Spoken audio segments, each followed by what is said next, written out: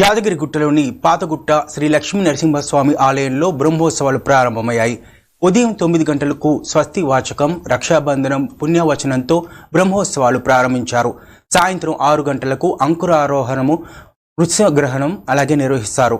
ఫిబ్రవరి 2న ఎదుర్కోలు, 3వ తేదీ రోజు స్వామివారి తిరుకళ్యాణం, 4వ తేదీ రోజు సాయంత్రం రథోత్సవం నిర్వహించి ఫిబ్రవరి 6వ తేదీ అష్టోత్తర శతఘటాభిషేకంతో బ్రహ్మోత్సవాలు ముగియనున్నాయి. ఫిబ్రవరి 6 వరకు ఆర్జిత సేవలు, నిత్య శాశ్వత మొక్కు కళ్యాణాలు, సుదర్శన నరసింహ హోమం, నిత్య శాశ్వత బ్రహ్మోత్సవాలను తాత్కాలికంగా రద్దు చేస్తున్నట్టుగా తెలిపారు ఆలయ అధికారులు.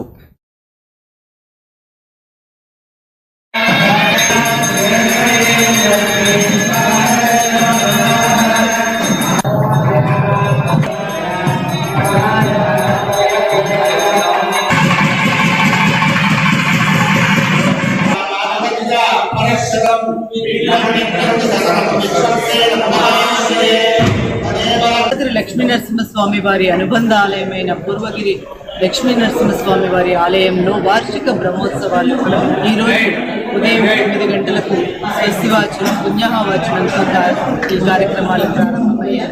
పాంచాహ్నిక దీక్షతో సాగే ఈ బ్రహ్మోత్సవాల్లో భాగంగా ఎదుర్కోలు, స్వామివారి తిరుకళ్యాణము, రథోత్సవము ఇత్యాదివన్నీ కూడా ఘనంగా నిర్వహించడానికి అన్ని ఏర్పాట్లు చేయడం జరిగింది.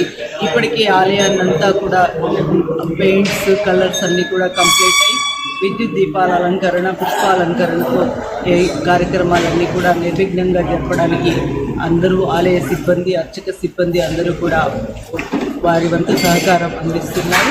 భక్తులందరూ కూడా ఈ స్వామివారి కళ్యాణంలో పాల్గొని, బ్రహ్మోత్సవాల్లో పాల్గొని స్వామివారి అనుగ్రహాన్ని పొందాలని కోరుతున్నాను. యాదాద్రి పూర్వగిరి దేవస్థానం ఈరోజు నుంచి స్వామివారికి బ్రహ్మోత్సవాల్లో భాగంగా స్వస్తివాచనం, పుణ్యవాచనం కూడా మేము రక్షాబంధనం జరిపింది.